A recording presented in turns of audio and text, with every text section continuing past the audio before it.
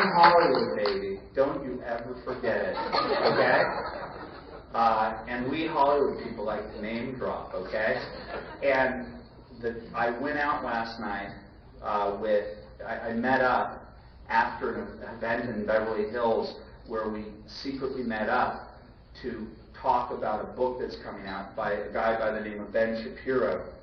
Ben Shapiro wrote a book called Primetime Propaganda, and he went into a series of executive offices with his Harvard baseball cap and his Jewish surname, and the assumptions allowed for the Hollywood executives to admit the degree to which they punish those who are conservative and the degree to which they feel that Friends is there for social engineering first, entertainment second.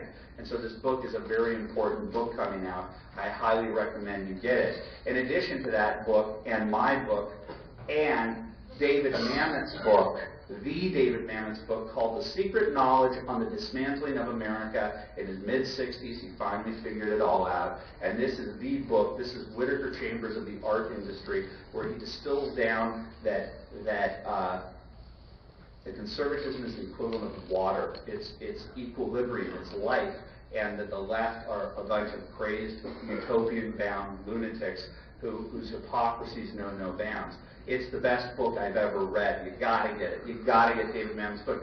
Okay, what's going on here? I'm telling you, there's some weird trends. We figured out to start community organizing. The Tea Party starts manifesting itself. Hollywood, before even this, like the dog that senses the earthquake is happening. Hollywood sensed it, and they've started to do it. We've got the David Mamet thing coming out. While I was sitting there, Susan, this happened. I kid you not. And I looked at my site, Breitbart TV, where I have a manic Andrew-esque person by the name of Larry O'Connor monitoring all media. And he put up on Hannity tonight, Rob Lowe came out as a conservative tonight. I mean, he's putting his entire West Wing credentials on the line. Something's going on out there. People are waking up. When handsome, super, whatever he is, Rob Lowe decides, you know what, I'm in my mid-40s, I got a couple of kids, I'm going to go stick my neck out there. You better support him. You better support the Matthew Marsden, who I went out with. Matthew Marsden was the person I was talking about last night, who is the British actor in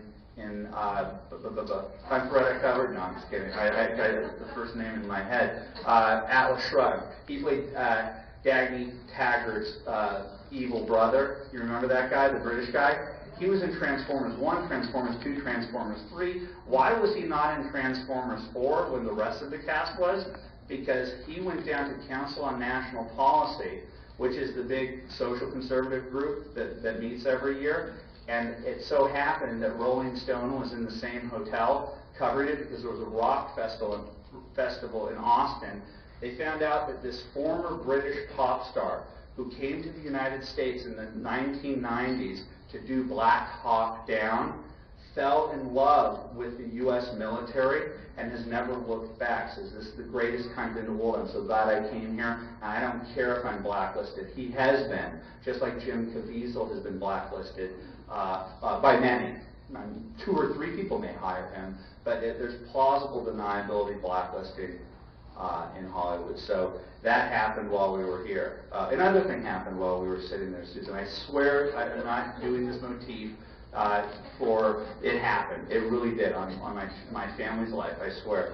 I'm sitting there monitoring, and the Rob Lowe thing happens, and I'm now turning it into the biggest thing since the day we won in World War II. It's not that big. Come on, calm down. It's not that big of a deal. But another thing happened. Why do I do what I do? I just saw that the most evil, and that's saying something, congressperson that I know of, Jan Schakowsky, called me a sleazeball on WLS radio.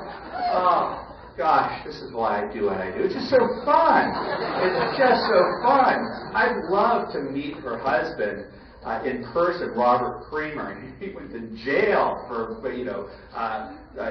funneling money out of his community organizing group and writing bad checks. Oh, just like Wade Rathke from Acorn's brother, Dale Rathke, and everybody's saying, oh, how dare you come after Acorn? They do such good things. They throw pixie dust and they make everything great in the inner city. Why are you upset with me over Acorn aiding and abetting a pimp and prostitution scheme in every office except for one? Why are you mad at Caucasian American Dale Rathke and his brother, Wade Rathke, let his brother embezzle millions of dollars from Acorn for his own use, and when they found out that he did it, a Democrat bigwig, Ratner is his name, in New Jersey, ended up paying the money off, and they never punished the guy. Okay, this is the ethical foundation of the Democratic Party. It's pay to play, it's union thuggery, and they never thought that Hannah Giles and James O'Keefe would say, hey, this is my future. I'm going to go out there and stick my neck out there, and if ABC, CBS, and NBC aren't going to do it, we're going to do it.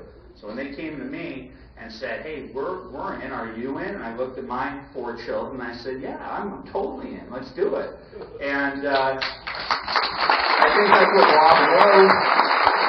think that's what Rob Lowe's thinking, not to overplay the Rob Lowe card, but why would Rob Lowe do it? Why would Gary Sinise do it? Why would something's going on out there? We realize that we could lose this country. I do. When people ask me at these things, are we going to be okay? I have no idea, but I have no other choice than to wake up and fight every single day. And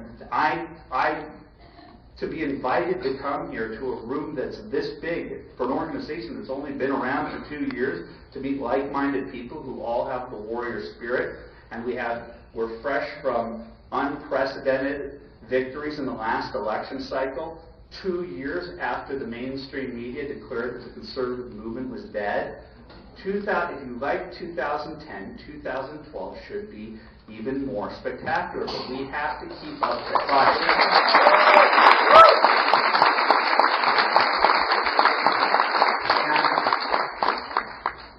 In my book, I talk about, how do you get this way? Because I had a moment, and it's from the book, where I was first asked to go on the Bill Maher show. And I tell you this story because it's one of the most important lessons in my book, because I can't tell you how many people within the conservative movement have said, don't go on that show, or don't go on MSNBC.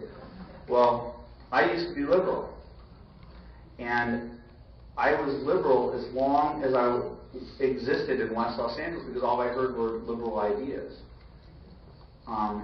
We have to have the courage to go into their faces, to go into the lion's den, because maybe there's a conservative out there. And so I went on the Bill Maher show my first time in 2004, and all I did, just to be on TV with an audience, I'm like, oh my God, I'm like Chachi or something. I'm like famous. I'm like Scott Baio-esque. I'm on TV and there's people clapping. And so I went for the easy laugh in the environment in which everyone there disagrees with me, and I went the easy route. And the writers, said afterwards, "Oh, you were great," and I felt so great about it. Until I went out to lunch with my friend, who's actually from Idaho, Richard Hara, and he said, "Yeah, you were great on the show, but why didn't you stick up for what you believe in?" Ooh,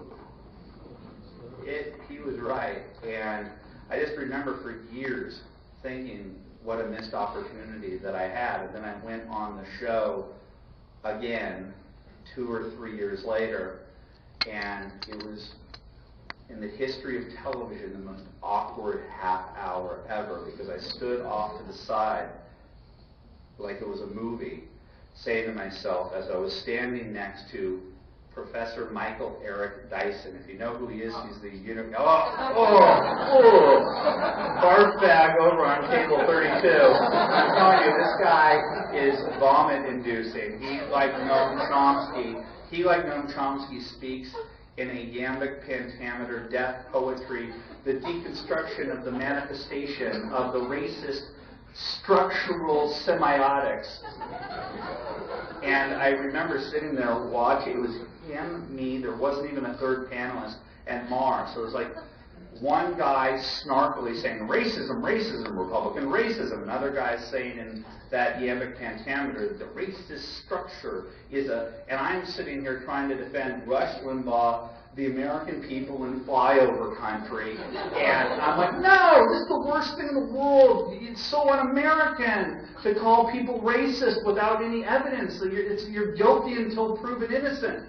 And I just remember the crowd's booing me. And I just started to double down throughout the entire show. And there was one point where I didn't even get out my first introductory clause of my first sentence of an answer, and the crowd was booing me. And Bill Maher was so ironic or chagrined by it, he said, hey, let him finish. It was the most awkward television ever. It was a half hour of me getting whipped. And then I start going off the stage, and the audience is like just looking at me like, who was that freak that just sat there and kept fighting back? And then Sarah Silverman, the comedian, walks by me, and I guarantee you she does not have the IQ to even understand 3 of the words that Dyson said, but her noblesse oblige, patronizing West Side LA liberalism patronizingly caused her to say to Dyson, you were so great. And she just looked at me like that, sat on the seat, looked at the camera, wiped the seat off, and my seat that she took over and said, slimy. And I'm walking off the stage, and I'm going back to my dressing room. And I have a dressing room. It's pretty cool. Wouldn't you want to have a dressing room in Hollywood for an hour? And there's my family and my friends. There were about 10 people there, and it was a funeral. and they were like, oh my God. Oh my God. Millions of people saw that. You'll be okay, Andrew, eventually, maybe 3 or 4 years. People will forget this. And my friend who was a comedy writer for the Jimmy Kimmel Show was there, to help me. I used none of his lines that he gave me. And he was like, I've watched every one of these shows for the last 8 years, and that's the most awkward show that he's ever had. I said, yeah, I know, I lived it. And I looked at them, and it was my transformative moment. It was. I swear, I can't even give you, I would call it, if I could simplify it for this crowd that doesn't understand, I'd call it the Coulter threshold.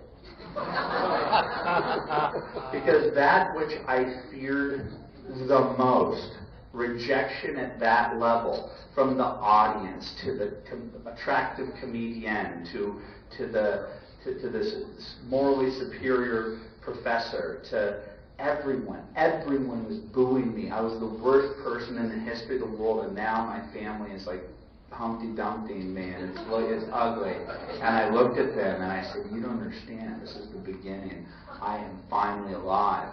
Because I was so fearful of this. I would sleep at night, I'd wake up at 3 o'clock in the morning the night before an appearance thinking, am I going to do it? And when I did it, I realized, oh my God, it's the best thing in the world to stand up for what you believe in. And I think that that's what the country is going through. It's the message that my book is trying to say. That's what this country is going through right now. It's a rebirth. What it's going through is political correctness has absolutely cowed this country. It's brought us to our knees for 40 years in academia and Hollywood, where, and this is my favorite thing about the Tea Party, there are 2 things going on, 2 trends that Katie Couric can't notice. She can't figure it out, and nor can Brian Williams, or nor can, all of them. They all are, as they're saying, racist, racist, racist, racist, racist, racist, racist, as they're attacking, as they're ignoring Herman Cain's stratospheric rise in the polls, as they're ignoring the fact that Alan West and Tim Scott historic history in the last election cycle, what they're not ignoring